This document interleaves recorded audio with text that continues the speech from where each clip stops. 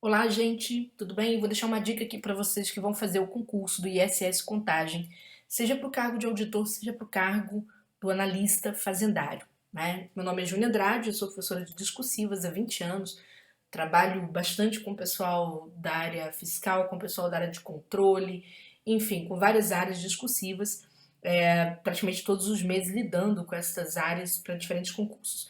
Bom, eu vou falar um pouquinho sobre a prova do Cefet, né, a prova discursiva que vocês vão enfrentar. Que característica tem essa prova?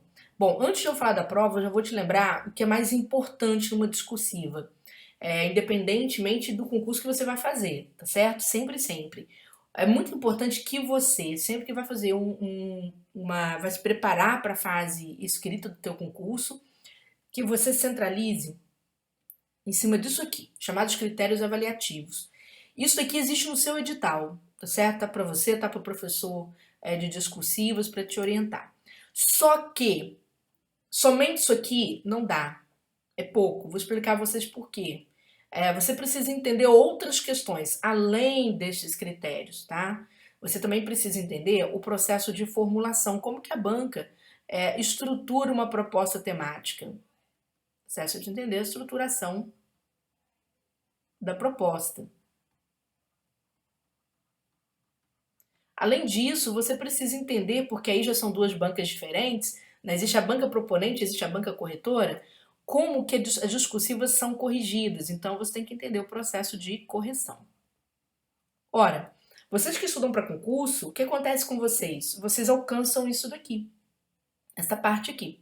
Essas duas outras partes, quem acompanha muito são os professores de discursivas, principalmente professores, como eu disse para vocês, que têm uma larga experiência ou que lidam com resultados a cada, por exemplo, a cada concurso público. Só para vocês terem noção, hoje eu estou lidando com o resultado do Ministério Público do Ceará, que foi feito por outra banca, mas estou analisando os resultados preliminares. A gente está arquivando um monte de provas, né?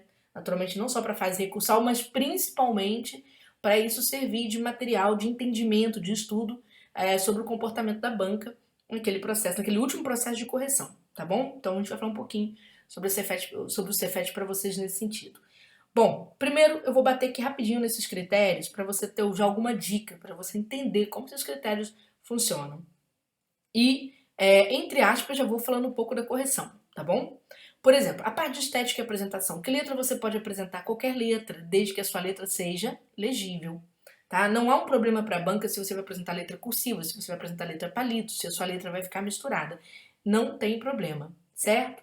Mas muita gente fica preocupado apenas com a letra e não se preocupa com esta parte aqui, a organização do texto, que é o forte do Cefet. Vocês podem ver, a banca é tão viciada nessa parte de organização do texto que ela coloca um item inteirinho, um critério inteiro, tá certo? Ou seja, ela vai destinar um valor bastante substancial para analisar esse critério aqui de estrutura de texto.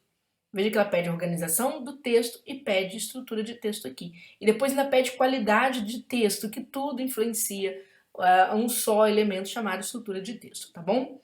E bem ou mal também, na parte de conteúdo, ela coloca elementos que são próprios da estrutura e da organização textual, que é a fundamentação teórica, abrangência e profundidade. Então vamos lá, gente. Primeira questão, né? Letra, qualquer letra, tá? A parte de organização do texto, professora, essa é a parte que compreende a redação. O forte do Cefet é a redação, tá, gente? Muito forte. Vocês podem ver que para conteúdo a banca deixa reservada uma fatia da pontuação. Então, de modo que, é claro que você não pode tirar zero, mas de modo que seu conteúdo estiver razoável, mas você escreveu relativamente bem, não é? Você consegue se safar de muitas situações, vamos dizer assim, você consegue até ingressar no serviço público. Vou explicar um caso para vocês bem recente, por exemplo, o caso do concurso da Cefaz de Alagoas.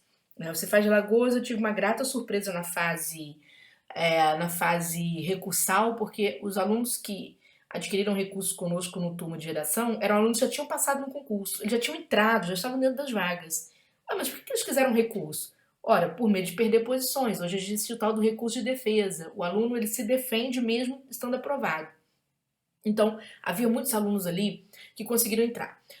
Porém, naquele concurso lá da Cefaz, que tem, estou falando da Cefaz porque tem similaridade com o ISS, tá? De certo modo. Naquele concurso da Cefaz de Alagoas, o que aconteceu? O CESP formulou muito mal a questão do cargo, exatamente do cargo de auditoria, né? Formulou muito mal aquela questão, as duas questões. Porque eram questões que estavam ligadas à legislação tributária. Então as bancas escorregam muito na formulação de questões que são próprias de legislação tributária. Por quê, gente? Porque legislação tributária é para cada município, para cada estado. Então tem as suas peculiaridades. Então o CESP escorregou em terminologias técnicas, de modo que os alunos travaram na hora da prova. Se vocês fizerem uma pesquisa na internet sobre a prova discursiva da Cefaz Alagoas, vocês vão ver os professores de tributário descendo a lenha nessa prova, escrevendo textos e textos falando que o examinador devia estar bêbado, provavelmente. Né? Você tinha lá textos dessa natureza, os caras até brincando com essa situação. Mas e daí, o CESP voltou atrás? Não, de jeito nenhum. E como é que alunos chegaram aprovados lá para frente? Vamos lá, eu vou explicar a história. Por quê? Porque boa parte desses alunos tinha qualidade textual, mesmo diante de uma diversidade. Ao olhar para o tema, perceber a banca confundindo algumas terminologias, a banca trocando o valor das alíquotas de repente, os alunos eles pensaram, não me resta mais nada, porque o conteúdo em parte foi para o lixo, agora eu vou ter que escrever sobre isso de alguma forma. E produziram textos feitos com bastante clareza, né? Boa parte dos nossos alunos do turma, boa parte não, só ficou um aluno na última vaga, assim, para entrar, o resto foi tudo classificado. Quando eu falo todos classificados, eu estou falando daqueles alunos que conseguiram vencer a prova objetiva e naturalmente tiveram suas provas discursivas, tá bom? Então, situação semelhante aconteceu, por exemplo, na prova do MPU. Então, às vezes acontecem esses problemas em concurso, de você chegar no concurso e você notar que a discursiva está mal formulada. Eu estou falando isso para você para quê? Para você ficar mais tenso nessa fase da Covid-19? Não. É simplesmente para você entender o seguinte, que você precisa redigir bem. E até para você não tomar um susto na hora, né? Você fala, olha, a questão está mal formulada, não. A Júnia avisou naquele vídeo que eu assisti que isso poderia acontecer, porque isso acontece bastante com questões de legislação específica, ou seja, de legislação tributária. Né? As bancas escorregam em função de repente, o formulador da questão entender de direito tributário, mas se atrapalhar um pouco com a legislação, tá bom? Então, isso é um aviso, tá, gente? Acontece bastante. E aí, quem vai te salvar? O texto, tá? Simples assim, quem vai te salvar vai ser o texto. Por quê? Porque você tem que escrever com clareza. Quando a gente fala escrever com clareza, gente, vou pegar aqui em adequação ao tema, lá em conteúdo, ó. Escrever somente o que está sendo pedido, certo?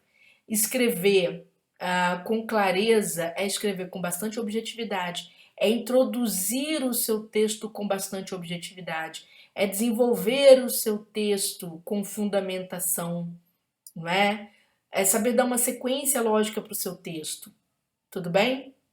E ter capacidade de síntese, sim. Professora, mas isso tudo que você está falando para mim continuam sendo termos técnicos. Daqui a pouco eu mostro para vocês um exemplo do que é um texto bem executado, tá? Vamos lá, capacidade de síntese, por que isso aqui veio? Para muita gente é surpresa, e eu vou bater na estruturação da proposta. Gente, Cefet faz questões pequenas. Hello? As questões serão de curta extensão. Se você não sabia, fique sabendo agora. Questões serão de curta extensão. Por quê? Por exemplo, o auditor vai enfrentar 5 questões, o analista vai enfrentar 2 questões. Né? De qualquer maneira, o auditor vai enfrentar 5 questões numa prova que é só para o auditor, só de discursivas. O analista vai enfrentar 2 questões numa prova envolvendo discursivas e envolvendo objetivas. Então dá mais ou menos na mesma essa conta aqui. A chamada curta extensão, gente, é aquela extensão que varia entre 10 a 20 linhas.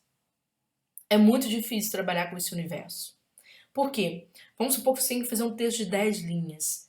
É um sofrimento enorme. Se vocês pegarem qualquer prova discursiva, por exemplo, da Cefet, vocês vão notar que lá onde vocês foram buscar as provas, mas eu encontrei um caderno de prova em que havia 30 linhas. Aquilo ali é o rascunho. A banca deixa o rascunho grande, então não se engane na internet. Na hora que vocês baixarem provas anteriores do Cefet, o que vocês vão encontrar de disponibilidade é o material do rascunho. Tá? Na hora que você tem que ir para a folha definitiva, são textos de curta extensão, em sua maioria. Vai ser muito difícil a banca apresentar textos de extensão, por exemplo, de 30 linhas para cada discursiva. É quase impossível. É claro que no curso, no Turma de Redação, a gente trabalha com todas essas possibilidades. Mas a gente se centra em cima do treinamento de questões de 10, 15, 20 linhas, porque o aluno tem que ter capacidade de síntese, e é muito difícil, principalmente para a pessoa que estuda muito.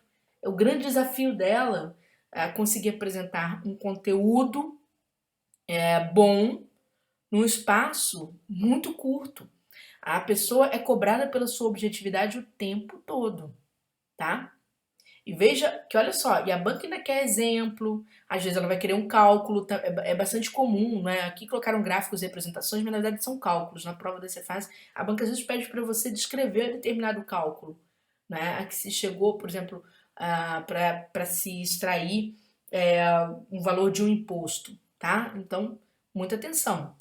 Vamos lá. Pra você entender um pouco disso aqui, para a gente deixar para você de presente essa compreensão. Deixa eu pegar aqui um exemplo, né, que eu deixei aqui no curso. Vou pegar esta questão, pegar essa questão aqui do CESP, que vai falar sobre despesa, tá? Despesas correntes, despesas de capital e diferença entre despesas correntes e despesas de capital quanto aos efeitos patrimoniais. Bom, vamos ver se vai ser essa daqui. Vou pegar essa daqui do orçamento. Essa daqui porque vai ter uma linguagem mais clara e eu vou conseguir falar mais coisas para vocês em relação ao momento quando as pessoas se atrapalham. Ora, quando você vai construir uma discursiva em que você tem pouquíssimas linhas, né? Vamos supor que você tem aqui que usar no máximo 15 ou 20 linhas para você fazer essa questão. Em que a banca quer que você trabalhe um princípio orçamentário moderno, perdão, a programação como princípio orçamentário moderno e quer que você fale das leis orçamentárias. Gente, quando chega nessa parte das leis orçamentárias aqui, não é? Exatamente neste concurso, tá, que eu trouxe aqui para vocês, os alunos se atrapalharam porque a coisa fica muito extensa. Então, o que é fazer um texto organizado, para você ter uma noção? A sua introdução.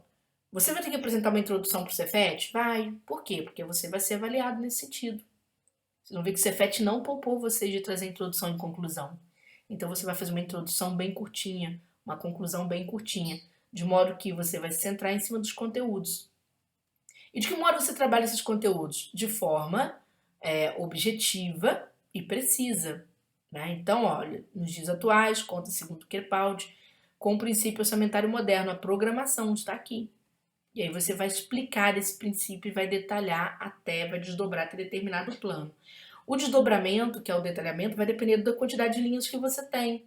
Tá? Então não sofra, não fique angustiado se você não conseguir desdobrar muito, porque de repente a banca te deu 10 linhas para você simplesmente escrever, não é? E você não conseguiu desdobrar muito, então você pode acabar tendo ali, você tem que saber até onde você vai, não fique angustiado. E aí a banca vai querer que você fale sobre leis orçamentárias.